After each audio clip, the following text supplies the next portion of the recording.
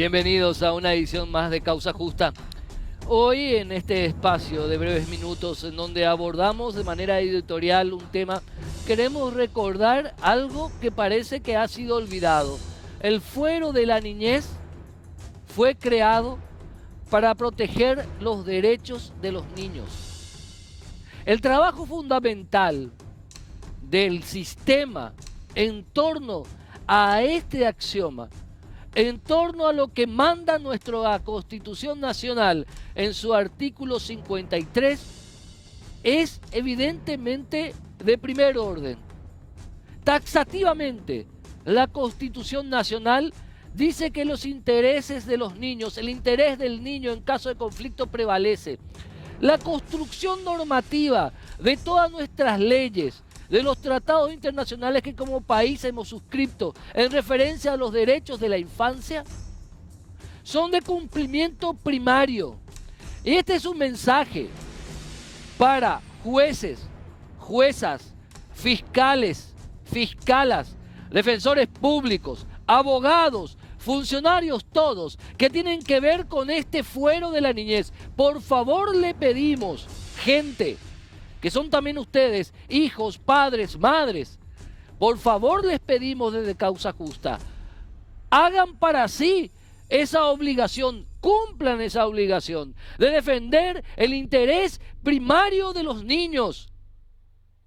El sistema jurídico en torno a este precepto está generado para proteger ese derecho, no del papá que no quiere pagar una manutención acorde, no de la mamá que cree que la manutención, por ejemplo, es un adelanto de herencia.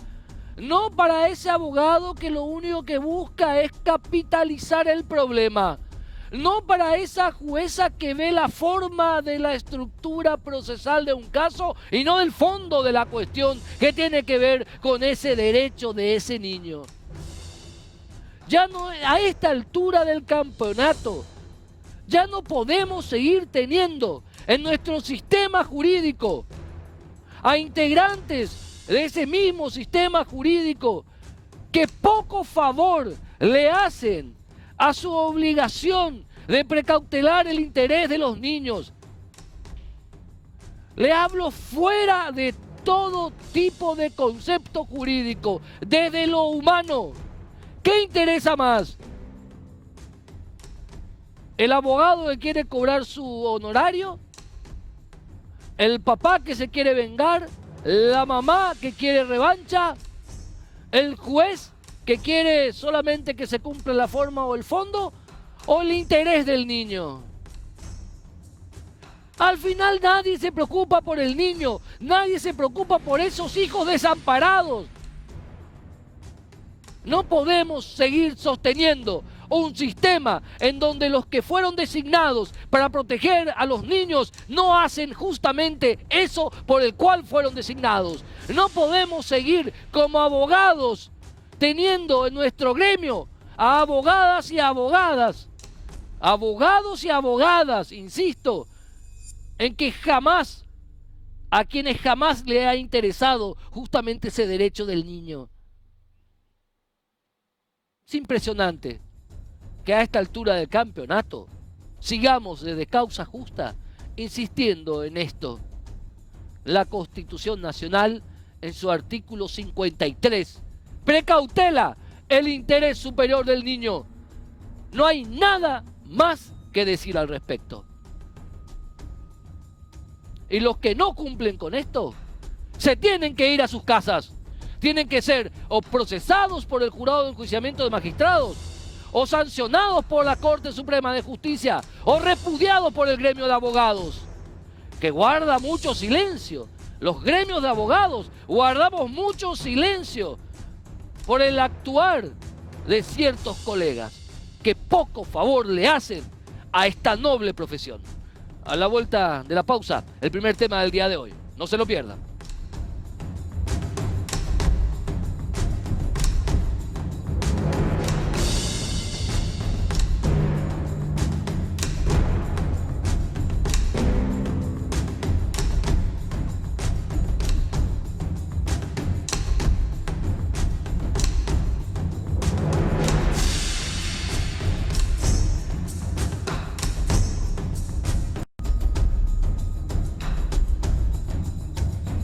Imagínense ustedes, tienen una propiedad, no viven en ella, tienen una propiedad bien valuada. Un día deciden vender esa propiedad. Van y se constituyen para hacer todos los papeleos a la propiedad para ver cómo está. Y usted se va a esa su propiedad y usted no puede entrar. Observa que hay personas que viven adentro. Luego contrata a un abogado y ese abogado descubre que esa propiedad fue sometida a un juicio de usucapión. Pero eso no es todo. Supuestamente esa propiedad fue presentada una acción judicial de usucapión contra una persona que supuestamente había vendido esa propiedad 3 años después de muerta. Pero esa persona en los papeles realmente jamás fue dueña de esa propiedad, porque la persona que se fue a encontrarse con esa sorpresa toda la vida fue dueña de esa propiedad desde hace más de 30 años. Bueno, este es en resumen la historia de una ciudadana que se ha encontrado en el medio de un proceso digno de la mejor película de terror. Nos acompaña el doctor Jorge Andrés Puig, quien representa justamente a esta persona que lo que está pidiendo la misma es el auxilio de la justicia. Jorge Puig, ¿cómo estás, querido? Bienvenido. Gracias, Héctor. Buenas noches. Y sí, así como relatabas inicialmente, este calvario que ha iniciado, o en el que está sumida mi cliente, inicia en mayo del 2019. Como muy bien lo dijiste, ella fue hasta su inmueble en la ciudad de Villa Lisa, inmueble que ella es propietaria desde el año 1982, según título inscripto debidamente en registros públicos. Como también bien lo dijiste, ella no es, bajo ningún pretexto, nunca vivió en ese inmueble. Entonces, ¿cómo no? Este es el inmueble. Ese es el inmueble, así Perfecto. mismo. Ubicado en Villa Lisa. Ubicado en Villa Lisa. Era un terreno baldío, el que ella prestaba a la comunidad, y en ese lugar se hacía después ahí está esa camioneta. Retrocedemos a la siguiente foto, después me vas a explicar lo que es esa camioneta. Bueno, y después. Esa camioneta tiene mucho que ver en este proceso. Bueno. Como te decía, esta persona que es mi clienta, ¿no? La señora Paola Jiménez Carísimo, propietaria del inmueble, lo había comprado en el año 1982. Ella le prestaba a los vecinos para que utilicen de cancha. Eso fue así hasta el año 2018, hasta diciembre del 2018. Según el relato de los vecinos, en enero del 2019, una persona ingresa al inmueble por un cercado y empieza una construcción que es la que se ve en pantalla, ¿no? Ella, sin saber obviamente todo esto, va en mayo del 2019 a ver la propiedad y se encuentra con la muralla y dice, oh, ¿qué pasa acá? Abre la caja o la puerta de la ANDE, donde está el medidor de la ANDE, y encuentra que estaba un medidor con consumo, qué sé yo, anota el NIS, va hasta la Administración Nacional de la Electricidad, hasta la sede de la ANDE, munida del título de propiedad, y solicita y exige que se le exhiba el documento con el cual se ha pedido la bajada, creo que se le llama comúnmente, de la energía eléctrica, la conexión. Y resulta que aparece un supuesto contrato de compraventa entre una persona llamada Isidora Fernández y un tal Oscar Bieber Benítez.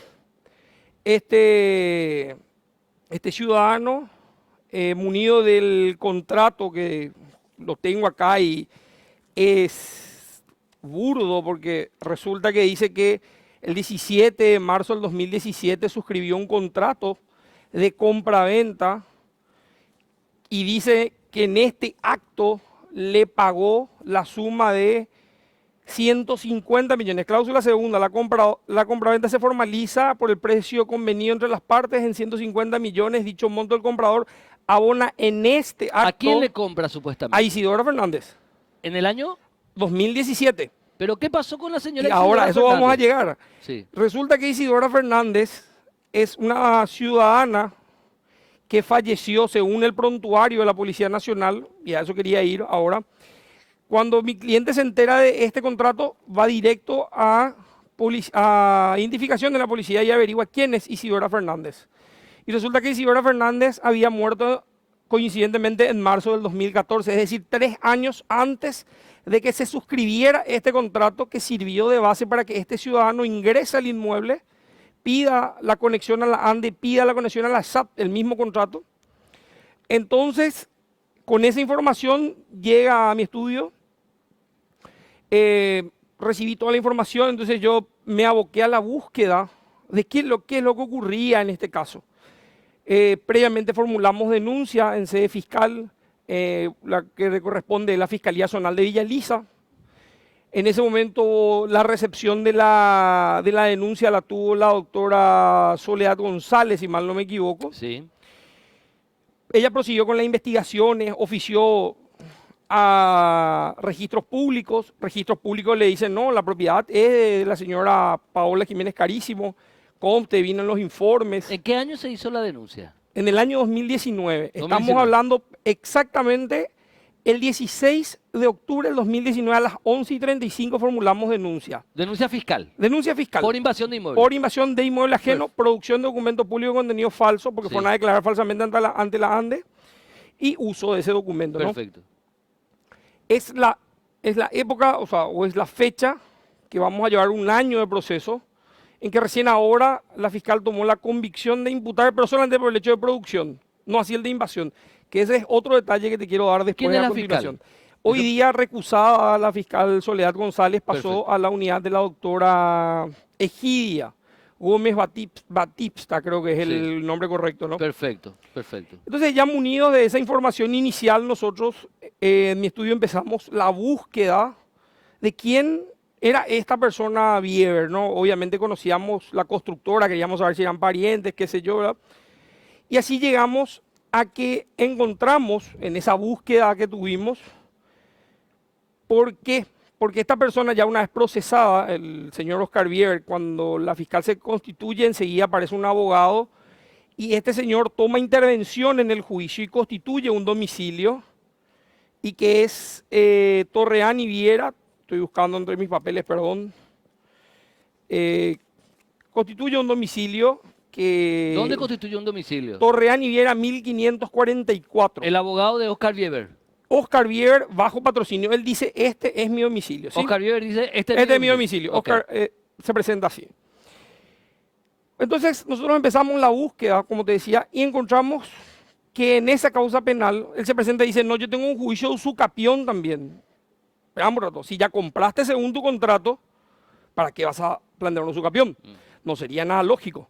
No, yo tengo una cesión de derechos y acciones de un tal Livio Manuel Fretes. Trae la cesión de derechos de un juicio de usucapión que todavía no estaba resuelto. Sí. Imagínate, o sea, supuestamente Livio le vendió sus derechos que en expectativa tenía en un juicio de usucapión. Bueno, perfecto. Entonces acudimos a ese juicio, que es este, Livio Manuel Fretes Ucedo, y empezamos a ojear con mi colega y nos damos cuenta que dice lo siguiente, que dice Livio Manuel Fretes porque él bajo patrocinio del abogado, y después te digo quién es el abogado, que por medio del presente escrito de conformidad a lo dispuesto, bla, bla, bla, vengo por el presente escrito a promover formal demanda ordinaria de usucapión contra la señora Isidora Fernández con el domicilio en General Torreán y Viera 1544, casi Alfredo Schaefergel. Es decir, la demandada de Livio Manuel Fretes, que es la señora Isidora Fernández, que otra vez es la misma que supuestamente le vendió a Bieber, vive en el mismo domicilio donde Bieber constituye su domicilio procesal. No sé si me explico. Su demandada, en el juicio donde él se subroga derechos y acciones, Vive en su misma casa. vive en su misma casa. Que a su vez vos entras al padrón y encontrás con que esa propiedad le pertenece a la esposa del doctor Bajac, Del el exministro exministro de la Bajac. Corte. Entonces ahí era como que todo empezaba a tener un poco de conexión. No contentos con esa información, empezamos a buscar más y encontramos que en estadística del Poder Judicial nos daba que Livio Manuel Fretes Ucedo había planteado 4 usucapiones. En las 4 usucapiones, dice él a título personal y siempre patrocinado por abogados diferentes, dice, por ejemplo, en una dice José Sebastián Villanueva Vega, o sea, contra José Sebastián Villanueva, dice General Torreán y Viera 1544. Coincidentemente, todos los demandados viven en el mismo domicilio que él constituye como su domicilio procesal o domicilio de su abogado, que a su vez coincide con el domicilio que está a nombre, según catastro, a nombre de la esposa del doctor Bajac. Dios mío. Entonces después empezamos, le manda a una tal Ana Jessica Alarcón, le demanda a un tal Eldon Unrek Dwerksen. Empezamos a averiguar quién es. Él es un gerente de una empresa, si puedo decir la marca, no sé, No, no está puede permitido. decir, pero Bueno, una marca perfecto. multinacional. Me Una dijiste marca que me- multinacional muy conocida en no el le vamos a hacer mercado. publicidad gratis. También dice supuestamente que vive en General Torreán y Viera 1544. O sea, En total, 7 personas vivían en la cuatro casa. personas viven en el mismo domicilio, cuatro demandas en 4 fueros diferentes. Está en Lambaré, Sí. en Luque, San Lorenzo y Fernando de la Mora. Y todos viven en la misma Todos casa. viven en el mismo domicilio. Y si me da el tiempo te explico. Sí. Dice él en todos sus escritos de la misma forma que a mediados de marzo de 1984 pasé a ocupar y a poseer de buena fe el inmueble iniciado como finca tal. Punto. Da la vuelta, siguiente demanda. Que el inmueble se encuentra en mi posesión del año 1984. También. Sí, Igualito. igualito, el mismo escrito. Otro, que a mediados del mes de marzo de 1984 pasé a ocupar y a poseer de buena fe el inmueble iniciado sea, como el finca mismo tal, Livio- San Lorenzo. Este libro existe. Bueno, ahí tenemos que llegar. Livio Manuel Fretes Ucedo, según su prontuario, es el hermano, no sé si correcto es decir de padre solamente o de madre, de Alison Fretes. ¿Quién es Alison? María Luisa Fretes Altamirano. Y el segundo apellido, el que Sí. nos tiene que sonar un poco, es la actual esposa de Oscar Bieber. Es decir, Oscar Bieber contrata una usucapión o una cesión de derechos en una usucapión con su cuñado de una propiedad que él ya había comprado supuestamente, porque tiene un contrato de compraventa y que lo hizo valer ante la ANDE, lo hizo valer ante la SAP para descargar telefonía celular y demás cuestiones. Entonces ahí inició nuestro, como decía al comienzo, nuestro calvario, este proceso judicial en lo civil en el que Livio le había cedido a su cuñado, a Oscar Bieber, a Dios gracias y con un juez de derecho, esto terminó con una sentencia de rechazo, hoy día está firme, ejecutoriada, fue debidamente notificado, no recurrieron esa sentencia que les denegaba la usucapión ¿Quién fue el justamente. juez? Hay que dar los nombres cuando los Sí, jueces actúan sin bien. problema. El juez es el doctor Melgarejo, Joel Melgarejo Joel Alegreto. Melgarejo, Sí. joven magistrado. Un joven magistrado Un joven que magistrado, sí. realmente a nosotros nos sorprendió porque nosotros queríamos tomar intervención como terceros, pues ya nos enteramos tarde del proceso, nos encontramos con que la sentencia ya estaba, ya fue Rechazó de plano. rechazó de plano. Y es más, si uno empieza a ojear el expediente, se va a dar cuenta, porque esto estaba inicialmente ante otro juez Sí. que fue recusado. Y el doctor Joel Joel Melgarejo Alegreto, cuando tomó intervención en autos, Sí, se percata de esta cédula de notificación, sí. donde dice número 1544. Entonces él inmediatamente quita una resolución en la que él mismo declara la nulidad de todo el proceso. ¿Por qué? Y porque no era el domicilio, porque él dice, yo conozco ese domicilio. Ese domicilio es del doctor Bajac. Entonces voy a declarar nulo. Él mismo declara. Él mismo declara nulo, hay una resolución que así lo dispone en este expediente. Se El declara juez. nulo y se El juez retrotrae. declara. Sí, el juez declara de Joel oficio Melgarejo de oficio. por declara. conocer que ese domicilio no le podía corresponder a esa señora porque él le corresponde a la familia, al estudio jurídico del doctor Odone, que a su vez pertenece al, creo yo, al estudio jurídico del doctor Bajac, no sé, esa parte desconozco. ¿Qué no Done? Julio Done, ¿verdad? No, el abogado es el doctor, Decime el nombre. te digo, se me fue, Adolfo Odone Paredes. Adolfo Done Paredes. Adolfo Odone Paredes, en este juicio, coincidentemente, es el abogado de Livio Manuel Fretes Ucedo. Mm. ¿Y Es de ¿Pero qué usucapión. piden? ¿Qué piden? ¿Qué están Y pidiendo? él Lo pide que me la- contaste es una historia de terror. Bueno, esperá, no termina ahí. Sí, Ahí se plantea la usucapión, no contentos con eso, ya teniendo nosotros la denuncia penal, plantean un interdicto de retener la posesión sí, ante el juez de paz de Villaliza. sí. Primero lo intentan ante el juez de primera instancia Lambaré, es rechazado. ¿Quién es el juez Se- de Paz Villaliza? ¿Y Era quiénes en son? ese momento, hoy está destituido, era el doctor Jorge Gabaza. Sí, Él les otorga una medida cautelar de prohibición de innovar. sí. Y con esa medida ellos se presentan en todos lados a decir, no, acá prohibir innovar, esta es mi propiedad. O sea, ya perdieron la usucapión. Tienen un contrato de compraventa Nulo. falso, nulo, como quieras llamarle. A no ser de que ellos tengan la capacidad de resucitarle a alguien 3 años después de hacerle firmar. Y después Pero matarlo. tendríamos que esperar que esa persona que resucite por lo menos sea titular del inmueble. Claro, nunca ¿Me fue entendés? O sea, titular. nunca lo fue dueña del inmueble. La muerta, perdón así, con respeto a la memoria de la señora, supuestamente según ellos vendió un inmueble que nunca fue suyo, ya estando muerta. A Una ese locura. absurdo llegamos.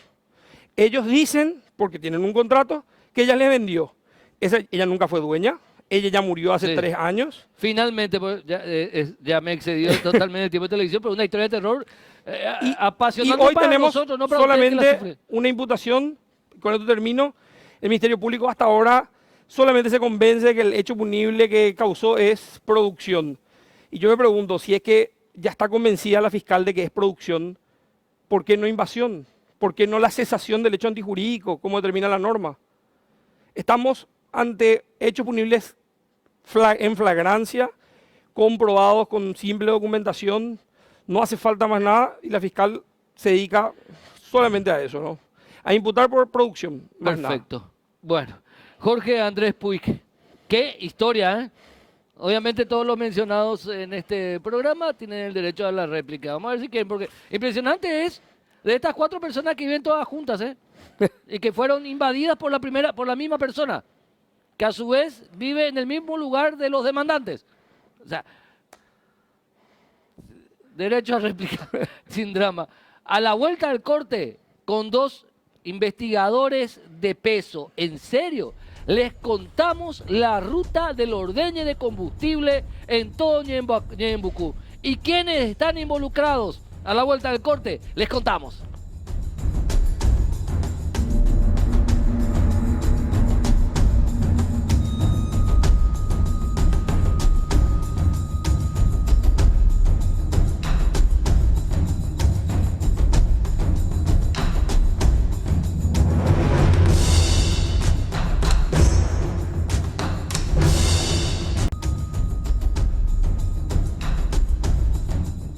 Bueno, hoy le vamos a dar espacio. Prácticamente no voy a hablar yo. Seguro para ustedes es un gusto que no hable tanto. Les voy a dar hoy la palabra a 2 jóvenes investigadores, ambos doctores, ambos abogados, investigadores de la Universidad de Pilar, que hicieron un trabajo maravilloso, publicado en la revista científica del Paraguay a principios de año, y que habla de la ruta del ordeñe de combustible en Ñembucú. De esta manera, les digo, voy a guardar silencio, les presento al doctor Juan Martens, investigador, y al doctor Ricardo Veloso, investigador. A ambos el agradecimiento por estar con nosotros. El doctor Juan Martens es un amigo de la casa, el doctor Veloso la primera vez que está con nosotros. Gracias a ambos. A vos, Héctor. Comenzamos con cualquiera, no sé. Cuando quieras. Doctor Martens, por favor. El negocio del combustible en Ñembucú es una cuestión cultural, tolerado socialmente e institucionalmente. De allí que tiene un impacto económico enorme y de ese negocio dependen muchas personas.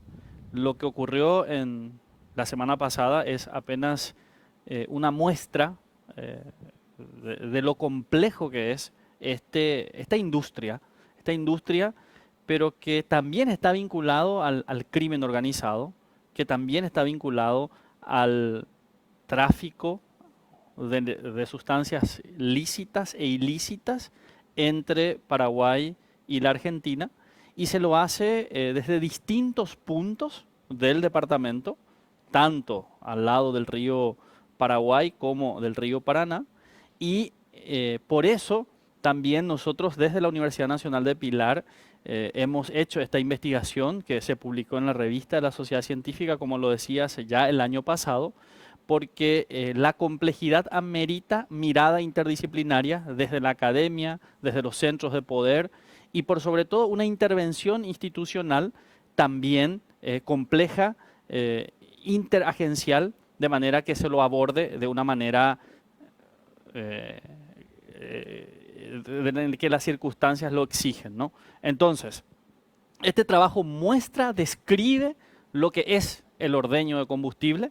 Lo hicimos a través de varias entrevistas, recorridos, visitas a todo el departamento y nos permitió la presencia de la universidad y de los actores que hace mucho tiempo CONACYT también, el apoyo CONACYT. Conversar, sí, somos investigadores del Consejo Nacional de Ciencias y hablar con patrones, con peones, con ¿Quiénes son canoeros. patrones? Por eso quiero hablar con Veloso de eso. Sí, Discúlpame, antes de pasar. le pasamos la palabra a Veloso que nos cuente Porque quiénes ustedes son hablaron, Velosos. Sí, Los ustedes patrones. hablaron Sí, Héctor. e identificaron a un total de 31 patrones, 35. 35 patrones del negocio del ordeño de combustible que hablaron con ustedes. ¿Cuáles fueron los hitos, los temas más relevantes que les revelaron estos patrones del negocio del ordeñe? Bueno, buenas noches nuevamente. Los considerados patrones, que son 35 personas, son las personas que se encargan de financiar todo el proceso de sustracción del combustible de los barcos, ¿verdad? Y ellos nos contaron así normalmente de cómo ellos hacen su trabajo. Ellos los consideran un trabajo. Inclusive, ellos no se sienten delincuentes, porque en las entrevistas que realizamos con el compañero Juan, ellos decían, yo doy fuente de trabajo. Y algo muy importante que agregar también, que los peones de los mismos patrones, ellos tampoco se sienten. De alguna forma tenemos que sobrevivir, tenemos que llevar pan a nuestros hijos. De algo algo tenemos que hacer para comer, te dicen, ¿verdad? Y otro resultado que nos pareció muy importante es que este rubro del ordeño de combustible, Por así llamarlo. por así llamarlo, Sí. el rubro daba fuente de trabajo, muchísimo más fuente de trabajo que la fábrica misma. Que Porque la fábrica la de- fábrica textil de Pilar. la única fábrica textil de Paraguay, ¿verdad? Sí. Porque cuando mejor ellos trabajan, en su momento más próspero, empleaban a 1.500 personas. Bueno. 1.500 personas 1.500 empleadas por el ordeño de combustible. Exactamente. Y actualmente la fábrica textil emplea a 350 personas. ¿No? 350. ¿Qué otro hito pudieron encontrar? ¿Qué otro detalle relevante pudieron encontrar del testimonio de estos patrones y peones de este sistema de ordeño de combustible? Y otros aspectos que es importante mencionar es que desde hace mucho ellos vienen trabajando, de 30 años, y tipo este trabajo, esta profesión, por llamarlo así, se va traspasando de generación a generación. Los que eran los anteriores, sus abuelos, sus padres, se dedicaban a ese mismo rubro y los hijos vienen tomando ese lugar y seguían desempeñándose en el rubro de Negocio de familia. negocio de familia. Y hay un mapa, hay un Sí. mapita que vos tenés Sí, de ahí los están los- puertos. ¿podés de pedir, los por puertos. favor? Hay un mapa, ese es el mapa de los puertos. Sí. Ricardo nos puede ubicar en el mapa en qué lugares se encuentran estos puertos, que nosotros no lo llamamos puertos clandestinos, precisamente por la visibilidad, la accesibilidad y la forma en que trabajan de una manera súper pública en todo este negocio. La zona, viniendo de arriba, ¿verdad? La zona es el que está Comenzando más, por el puntito por- rojo que está arriba. por el puntito rojo que está arriba. Sí. Esa es la zona de Villa Oliva, después Alberdi, Villafranca, Sí. que son puertos. Después ya llegamos ahí cerquita de Pilar, que sería la zona ¿cómo era? De Muricá. Sí. Después llegamos ahí en la ciudad de Pilar. La ciudad de Pilar es importante explicar que ahí identificamos puertos no habilitados, por decirlo así, Pilar arriba, abajo, ¿verdad? Que un poquito antes de llegar a Pilar y después pasando a Pilar, un poquito, ¿verdad? Que la Antes zona de seguir Naranjito. eso, Sí. estos puertos, Héctor, están enfrente a la jefatura departamental de policía. Si un jefe de policía se le separase, observarían los bidones, las canoas, los barcos. O sea, este puerto que Ricardo le ubica como Pilar Centro, ¿no? Y también está a metros de la Prefectura General Naval. O sea, estamos diciendo que estos puertos, que no son clandestinos, porque son públicos, vistos por todos y todas, están a metros de estas dos instituciones que deben velar por la legalidad de nuestro país. Después continuamos. Continuando, por favor. estaba mencionando, ¿verdad? Pilar arriba, Pilar abajo. Pilar abajo. Pilar arriba sería la zona de Gadeacué, se llama un lugar, y abajo sería la zona de Naranjito. Sí. Después llegamos a Humaitá, Paso de Patria, Puerto de Itacorá, que es General Díaz.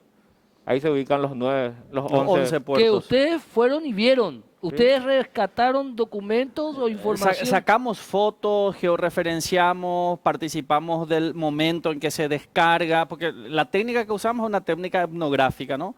Con la gente fuimos escuchando lo que hacían, viendo, conversando con ellos, viendo cómo lomiteros se instalan en el momento de la descarga. O sea, esto es un acontecimiento. Por eso Ricardo dice bien, es un rubro. O sea, genera trabajo, moviliza a camioneros, moviliza a estaciones de servicio. Y en el siguiente mapa se puede ver la expansión de la distribución del combustible que se hace saliendo por la ruta cuarta, ¿no? Esa ruta cuarta que comunica, hay otro mapa, el siguiente, es esa ruta, si se fijan, es el departamento de Ñembucú visto desde abajo, y ya llegando hasta Itapúa, porque el combustible que se ordeña en Pilar llega a Itapúa, llega a el departamento central, llega a Coronel Oviedo. O sea, hay una amplia red de distribución y lo que se ven en esos puntos, por eso esos puntos azules son comisarías, puestos policiales o subcomisarías. Hemos puesto eso para identificar la cantidad de controles que debe llegar para venderse el combustible a Itapúa. Son más de 15 puestos de control que debe atravesar. Entonces, esa es la referencia. ¿Cuál es la explicación que pasa en eso? Y a ver, ¿cómo son trasladados ese combustible? En grandes camiones. En grandes camiones. Enormes. ¿Con emblema o sin emblema? Depende. Puede ser con emblema, puede ser sin emblema. O sea, ¿hay emblemas metidos en esto? No sé si los emblemas están metidos, pero que se usan camiones con emblemas, se usan camiones con emblemas. No sé si conocen o no conocen. Según la normativa, los emblemas, o sea, ningún camión cisterna puede transitar sin emblema. O sea, una ley. Esto te tiene que interesar a la industria y comercio. Ahora, ponemos otra vez el mapa, por favor, Elida, querida. A ver, ¿cómo podemos pasar todos esos 15 puestos de control para llegar y ahí de Pilar a Itapúa? Puedes contar cuántos hay, ¿no? Entonces va 2, 4, 6, 8, 10, 12, 14, 16, 18, 20, 22 para llegar al último punto de Encarnación. ¿Y cuál es la hipótesis del por qué va a tantos sitios? Sí. Porque el diésel mueve la industria, la agroindustria, y comprar diésel ordeñado te sale 2.000, porque este 1.500. Es diésel, no nafta, es diésel. Es diésel. Comprar el diésel ordeñado es mucho más barato que comprarlo legalmente. O Entonces, sea, empresas constituidas. Grandes negocios. 35. Nosotros por lo menos, o sea, con nuestro equipo somos más que dos, pero dos somos los que son tuvimos la cara, ¿no? Pudimos identificar 35. Si el Estado trabaja de manera formal, me imagino va a poder hacer un diagnóstico global de todo lo que implica eso, de la cantidad de plata que se mueve y de la aquiescencia institucional, ya sea por que están convencidos o porque reciben dinero, porque sí reciben dinero, ¿no? Y que es lo que posibilita que recorra todo este entramado de rutas para llegar a los centros de uso de este diésel. Por eso es que hubo hasta una muerte, ¿no? O sea, cuando se pone en riesgo este negocio, ¿no? Y lo vinculado a este negocio, se produce la muerte de esta señora ciudadana la semana pasada. Entonces, si vamos al otro mapa, me estás tirando toda la carne al asador. No, hay varios mapas que podemos usar. Espera un rato, quiero hablar. Vamos a la pausa, porque Ricardo Veloso nos va a contar a nosotros lo que testimoniaron los patrones, 35 en total, que manejan el negocio, identificado por ellos en la zona del Gran Ñembucú, con respecto a la complicidad de autoridades públicas. Hasta contaron cuánto dan por carga. A la vuelta del corte.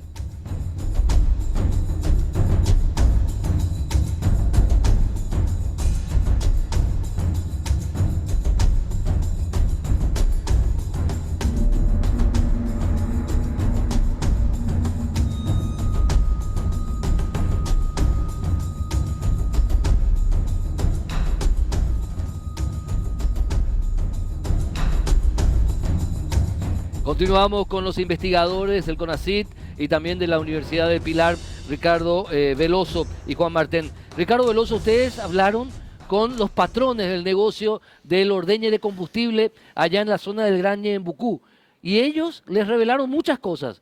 Entre eso, el tema de la complicidad del sistema legal para cuidar el negocio. Así mismo, Héctor.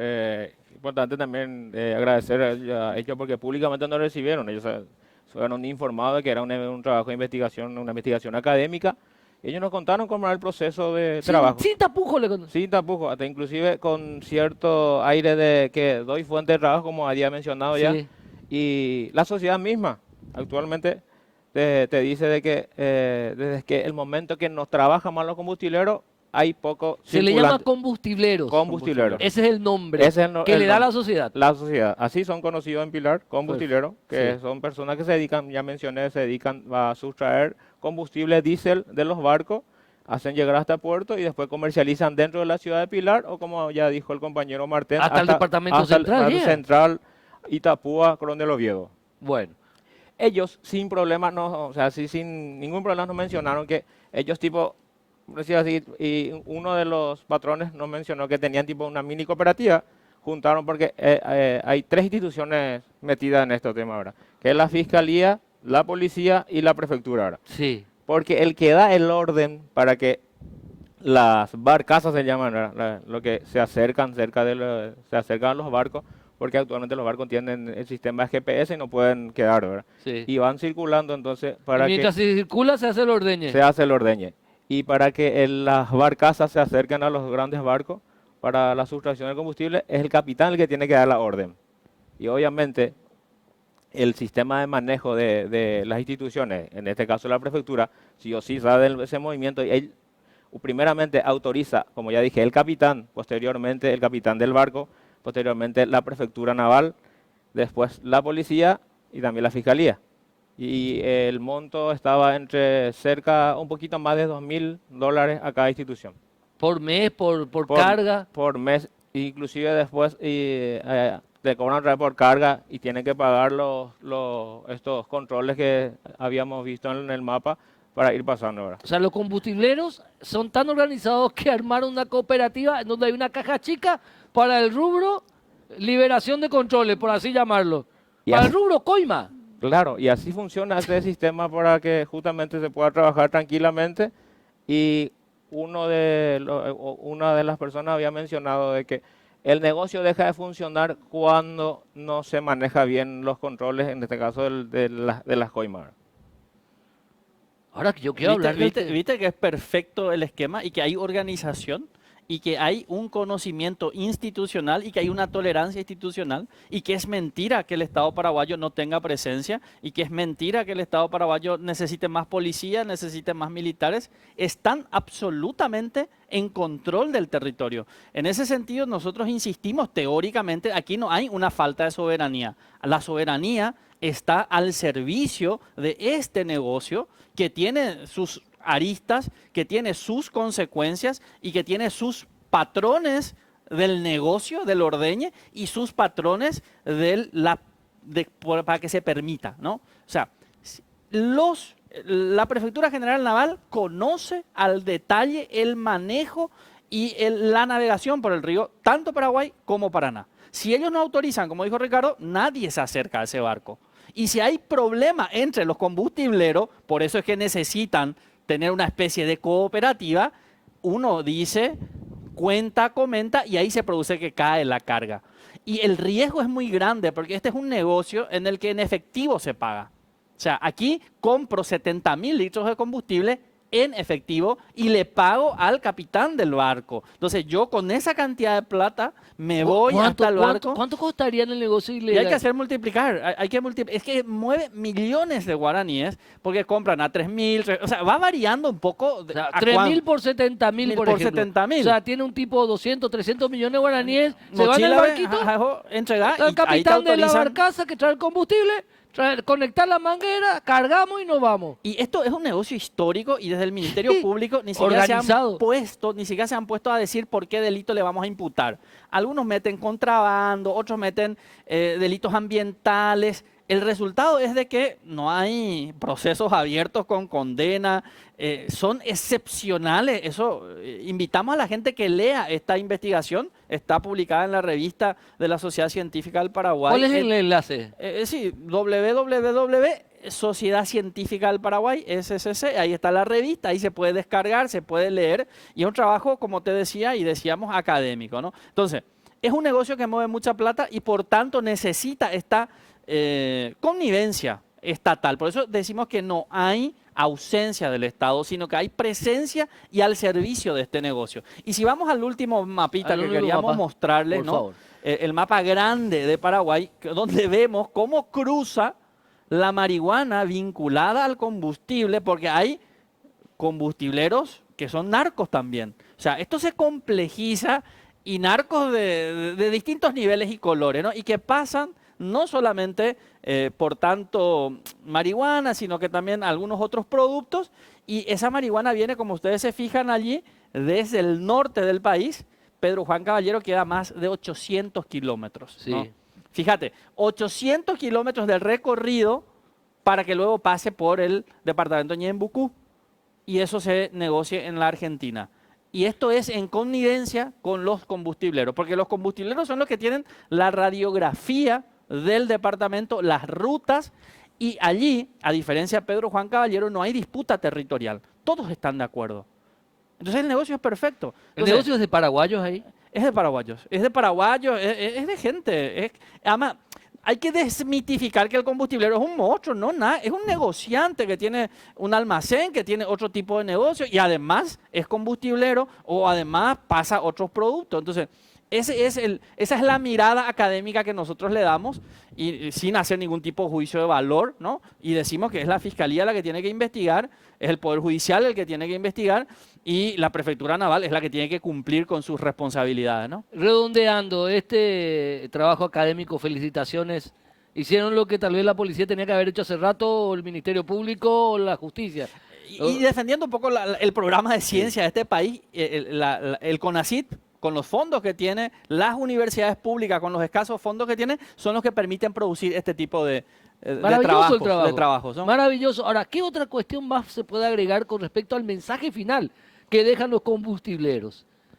Y lo importante es agregar es que el Estado, de alguna forma, como dijo Juan, estando presente, pero no tiene políticas públicas concretas para sostener esa parte de Ñembucú, dando fuente de trabajo. Entonces ellos tienen que ingeniarse de alguna manera, y como ya había mencionado hace rato, los que se dedican, los patrones mismos dicen, yo doy fuente de trabajo, y los que se dedican al rubro, que son los peones, ellos dicen, no cometo ningún delito, tengo que darle de comer a mi familia. Entonces, lo que claro y contundente en este caso es que el Estado está fallando en la política pública de poder dar sustento y sobrevivencia a sus habitantes. Empleo en la economía lícita. Y además hay fiscales muy sinvergüenzas que además fungen de grandes señores que cobran mensualmente, ¿no? Y es una vergüenza que Y esto otra continúe. cosa, y con esto Es una cierro. vergüenza que esto continúe Y así. va el mensaje al negocio legal de los combustibles. ¿Qué pasa, señores del gremio de combustibles? ¿Esto no les causa a ustedes pérdidas? ¿O será que hay algún tipo de rara forma de ver este tema? Porque le están robando a ustedes, gente, ¿eh?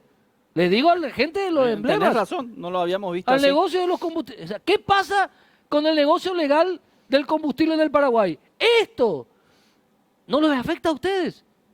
Vamos. Bueno, hay mucha tela que cortar acá. Maravilloso, felicitaciones, y hay que agradecer cuando compatriotas se esfuerzan, se especializan y hacen ciencia y hacen investigación. Felicitaciones. Muchas gracias. Todo este material, si el Ministerio Público, la Fiscalía, la Justicia lo quiere, pueden tener la grabación del programa, o todo este material lo tenemos nosotros y le podemos dar a ustedes para que les sirva de investigación. A ver si podemos hacer algo también para derrocar a la mafia. Muchas gracias por haber compartido una edición más de Causa Justa. Nos vemos en una próxima ocasión. Chao, buenas noches.